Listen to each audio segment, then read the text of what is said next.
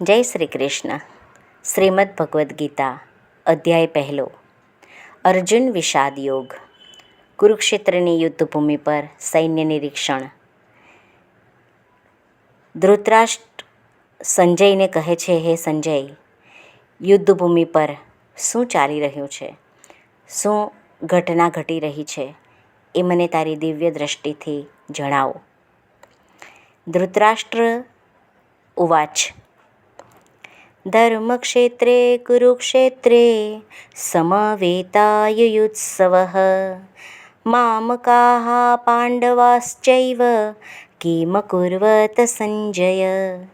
અર્થાત ધૃતરાષ્ટ્ર બોલ્યા, હે સંજય, તીર્થભૂમિ કુરુક્ષેત્રમાં યુદ્ધ કરવાની ઈચ્છાથી એકત્ર થયેલા મારા તથા પાંડુના પુત્રોએ શું કર્યું?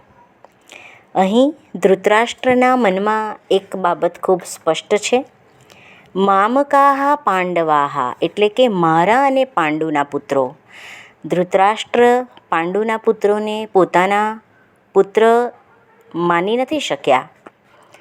પાંડવો તથા ધૃતરાષ્ટ્રના પુત્રો બંને એક જ કુળના, પરંતુ અહીં ધૃતરાષ્ટ્રના મનોભાવ વ્યક્ત થાય છે.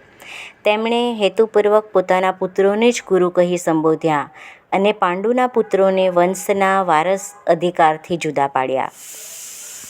એ રીતે પાંડુના પુત્રો અર્થાત પોતાના ભત્રીજા પ્રત્યે ધૃતરાષ્ટ્રની વિશિષ્ટ મનઃસ્થિતિ વ્યક્ત થતી જણાય છે. અહીં એક ઉદાહરણ આપું ને તો ડાંગરના ખેતરમાં જેમ અનિચ્છનીય ઘાસને ઉખેડી નાખવામાં આવે, તેમ આ શ્રીમદ્ ભગવદ્ ગીતાના વિષય વસ્તુના પ્રારંભથી જ એવી અપેક્ષા થાય છે કે જ્યાં ધર્મના પિતા શ્રી કૃષ્ણ ઉપસ્થિત હતા, ત્યાં કુરુક્ષેત્રરૂપી ક્ષેત્રમાં દુર્યોધન આદિ ધૃતરાષ્ટ્રના પુત્રોરૂપી અનિચ્છનીય છોડવા એટલે કે નિંદામણનો સમૂળ વિનાશ થશે અને યુધિષ્ઠિર આદિ સર્વથા ધાર્મિક પુરુષોની સ્થાપના કરવામાં આવશે.